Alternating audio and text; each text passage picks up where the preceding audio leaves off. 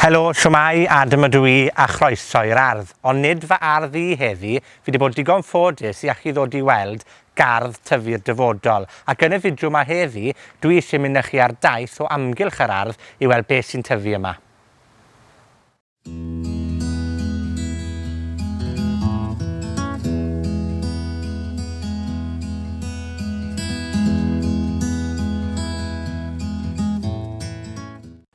Mae'r ardd hon wedi gynllunio i edrych fel gerddi ni gatre, felly mae yna gymaint o amrywiaeth yn yr ardd hon i annog ni ystyried rai o'r pethau allwn ni wneud adre. Tu ôl i fi fan hyn, mae yna wely o berlysiau, a mae perlysiau yn rhywbeth ni'n defnyddio bob dydd yn ein coginau ni am prydiau bwyd ni. Felly, un peth gallwn ni wastad wneud adre yw tyfu cornel bach o'r ardd o berlysiau. Ac fel chi'ch gweld yr adeg hon o'r flwyddyn, mae'r perlysiau nawr yn blodeuo, ac maen nhw'n cynnig gwledd o neithder i'r gwenyn. A mae hynny hefyd yn hynod bwysig i brosiect Tyfu'r Dyfodol, sef creu hafan diogel i greaduriaid peillio, a gewch chi ddim gwech na blodau'r perlysiau yma yr adeg hon o'r flwyddyn yn gwneud hynny.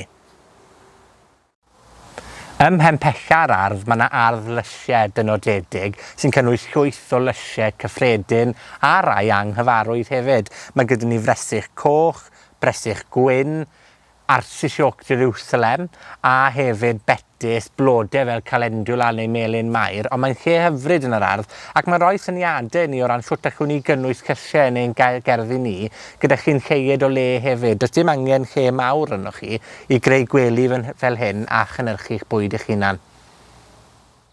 Darn arall trawiadol o'r ardd yw'r pergola yma fan hyn sy'n creu bwa yn arwain ni o un pen yr ardd i'r llall, a mae'n creu uchder yn yr ardd, a dwi wrth y modd gyda uchder achos mae jyst yn creu rhywbeth bach amrywiol a diddorol, ond hefyd llefydd i dyfu planhigion. Felly mae gyda ni grawnwyn gwyn yn tyfu fan hyn, ac mae'n lle delfrydol i wneud hynny, ond mae'n creu rhyw fath o ddiddordeb. So os gyda chi deulu neu plant ifanc a chi eisiau creu rhyw fath o den yn yr ardd, beth am greu bwa fel hyn, fel bod y plant yn gallu teimlo fel bod nhw'n cael eu siarsio wedyn o amgylch pennau gwahanol o'r ardd.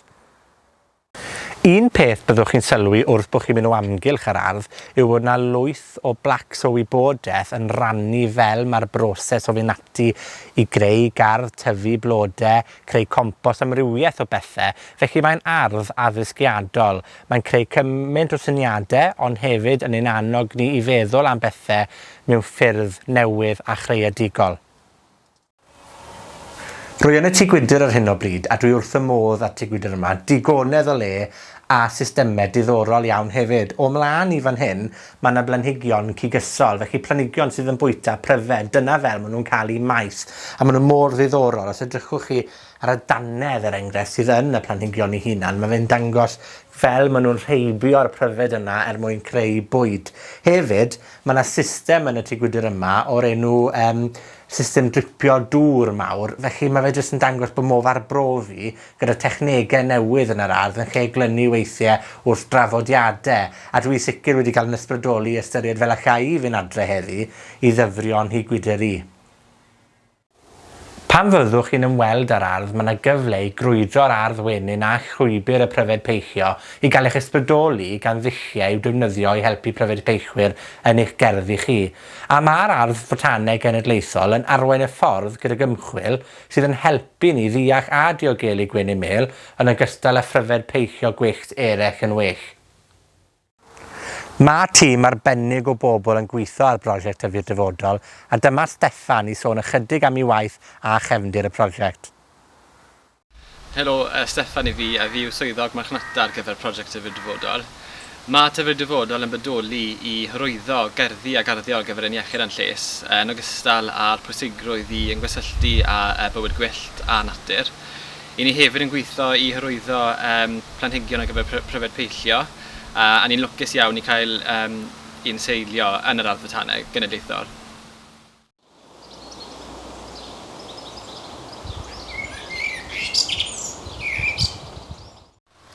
Fi wedi bod yn digon ffodus i cymryd mantais o cyfleoedd gyrfa yn yr ardd.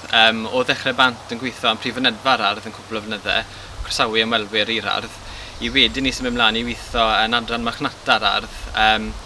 I fi wastad wedi cael diddordeb mewn hysbysebu Yr ardal yma o Gymru mwy na dim, yn enwedig Sir Gardd, mae gymaint gyda'r sir i gynnig.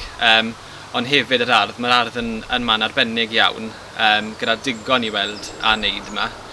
A wedyn ni nes i symud mlaen i weithio i prosiect tyfu'r dyfodol. Mae tyfu'r dyfodol yn prosiect bwysig iawn yn y marn ni, oherwydd mae e'n dangos bod garddio yn agored i bawb. Sim os beth yw'ch diddordeb chi neu eich sgil chi, mae wastad rhywbeth chi'n gallu gwneud yn eich gerddi eich hunain. A ni yma i cynnig cyngor i chi gwybod ble i ddechrau a beth i wneud yn yr ardd.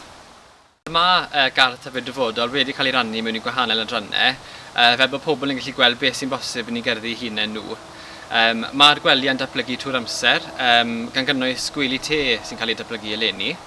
Felly os ych chi am gael bach o ysbrydoliaeth amdano beth ych chi moyn wneud yn y gerddi chi, dewch yma.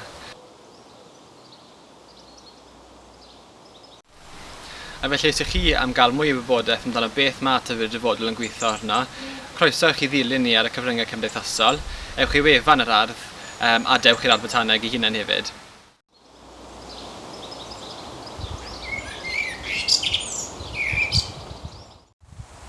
Wel, dyna ni, taith sydyn o amgylch Gardd Tyfu'r Dyfodol. A mae yna lwyth o syniadau fan hyn allwn ni fynd adre gyda ni i wneud yn ein gerddi'n hunain. Cofiwch bod yr ardd genedlaethol ar agor yn ystod mis Awst a'r haf, felly gewch chi ddim lot o lefydd gwech i ymweld â nhw yn yr awyr agored gyda'r teulu. Tan y tro nesa, hwyl am y tro.